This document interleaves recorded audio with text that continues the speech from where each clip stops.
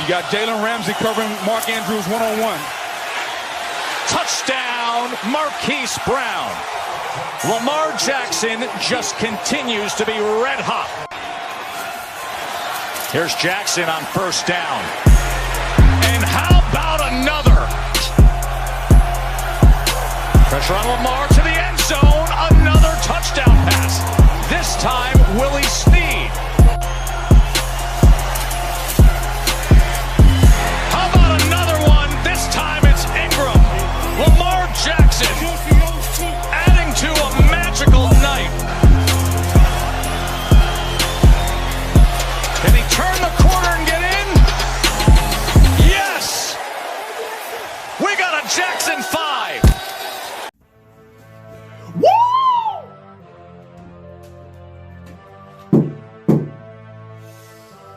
Oh my God. I do not know what this fan base or this team did to deserve a quarterback like Lamar Jackson. I don't know what we did to deserve an offense like this. Bruh, everybody remembers 2017, the curse of the 10s, where we would score 10 points on offense and proceed to do nothing for the rest of the game. That was a dark time. And now we got an offense like this, bro. I don't know what we did to deserve a quarterback like Lamar and an offense like this, but I am so happy right now. Oh my God. Let me collect myself for a second.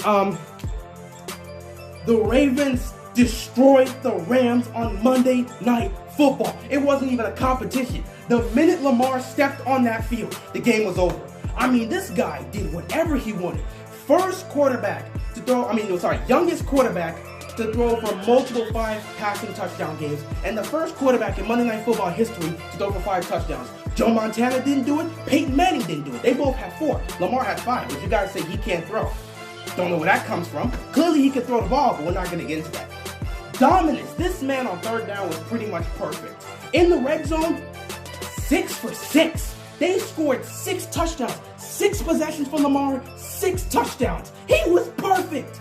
5 passing for him. He had 162 passing yards, which really, he didn't really need to do much in terms of passing the ball because he was busy throwing touchdowns in the red zone because this run game was just dominating. Mark Ingram got over 100 yards rushing. He was dominating the entire time. They could not stop him. Gus Edwards getting a couple good runs. Justice Hill getting a couple good runs. The running backs showed up today and they dominated.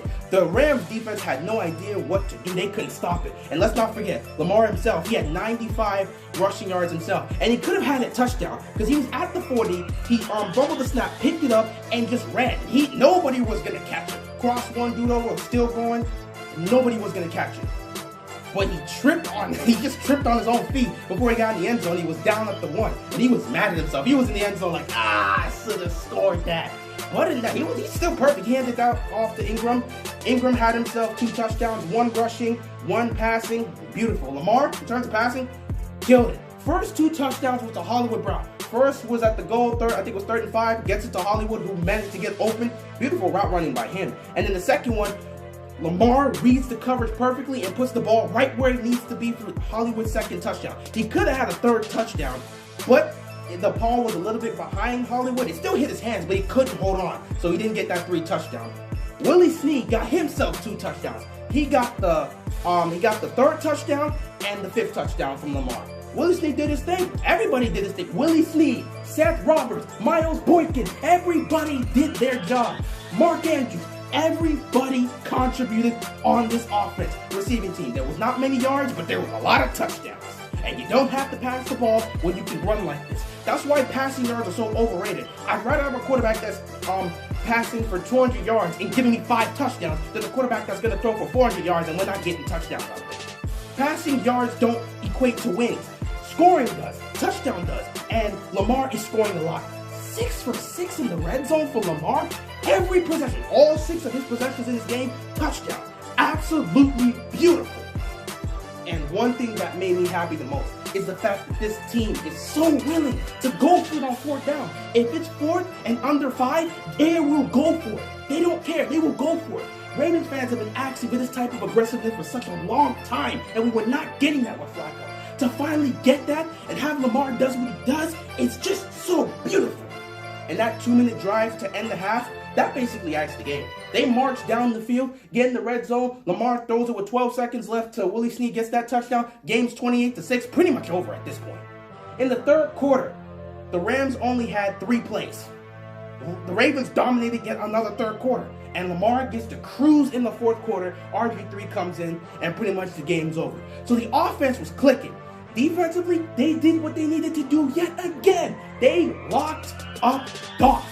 They got to him. Judon was he got 2 sacks. One was a strip fumble, and Chuck Clark, he was the only negative today because on one of the drives that led for them to be led for the Rams to get a field goal, he gets a penalty on unsportsmanlike conduct because he swats the ball, and then he proceeds to not pick up the fumble because Judon stripped on the third down. Judon stripped Goff, and Chuck was right there to pick it up, and he doesn't pick it up because he's too busy focused trying to run.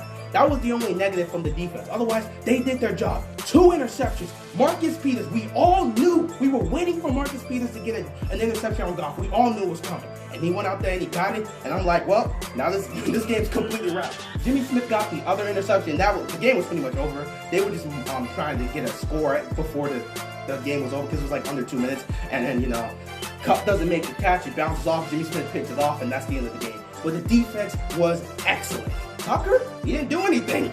And that's the positive. Remember when Tucker used to be our #1 weapon on offense? Those dark days? He's not. He's basically irrelevant. It's so, you understand how happy it is. That is so great that the most accurate kicker in NFL history is not your best offensive weapon. You know how happy that makes you, man? The fact that he doesn't really have to show up on the field really makes you happy because that means you're getting touchdowns. Absolutely beautiful, flawless performance by Lamar Jackson. I mean, every week this guy is coming out here and getting better throwing the football. Before the bye week, I don't remember who said it, I think it was Earl Thomas, but somebody said that we haven't even seen the best of Lamar yet. And let me tell you, they were right. 12 touchdowns, no interceptions in the last 3 games. What more could you ask from a quarterback? That's the best part of Lamar. He's not going to turn the ball over. He doesn't turn the ball over. He makes smart decisions. He puts the ball where it needs to be. He's making smart, accurate throws, short, intermediate, and sometimes long. He's making the right plays, and he's not turning the ball over. That's what you want. He's playing at an elite level and holding on to the ball. That's all you can ask from a quarterback. Man, this was a beatdown. I just loved everything about this game. Just another dominating performance by them. You got to be happy with what you see. Just absolutely flawless. Other than that, for the Rams, they had a tough game. They tried to get it going early with with Gurley, and he was getting some tough runs, but Goff couldn't get anything downfield because his defense was locking all the receivers up. And they started getting pressure to Goff, so it was not working out. Defensively for the Rams, Aaron Donald, irrelevant. They double-teamed him on every single snap, and he didn't get to Lamar once. Jalen Ramsey, irrelevant. I believe Lamar threw to his side twice, but otherwise, he was basically irrelevant. Nothing really happened with Ramsey. Eric Weddle, something happened with Eric Weddle. He got trampled by Mark Ingram. That was basically what it was like. Secondary couldn't do anything to try and stop them. Pass rush couldn't get to Lamar. I mean, they sacked him actually like once or twice, but they couldn't really get to Lamar. Lamar basically picked apart that defense, and that was basically the whole night. There was nothing else to do. So really, that's it. The Ravens improved to 9-2. They're still half game behind the New England Patriots. So Ravens fans, let's keep praying that the Patriots lose to either the Texans or Chiefs, and we manage to beat the 49ers so we can get the 1 seed. And that's it. Let's move on to San Francisco. That game's gonna be good. I can't wait to see it. That should be a primetime game too, because I don't know what we're about to see on Sunday. That's a 1 o'clock game. That's a shame that that's a 1 o'clock game, but it's gonna be crazy. As for the Rams, your season may be over. Seeing how the NFC is stacked, I don't know how you're going to get into the playoffs. When you got the Seahawks at 9-2 and the Vikings at 8-3, and then you got the other divisions 10-1, 8-3, 8-3, I don't know how you're going to do it. Rams are going to be in trouble, but they got to figure it out. Anyway, that's all I got for this. I'm out, and I can't wait for that 49ers game. Go Ravens!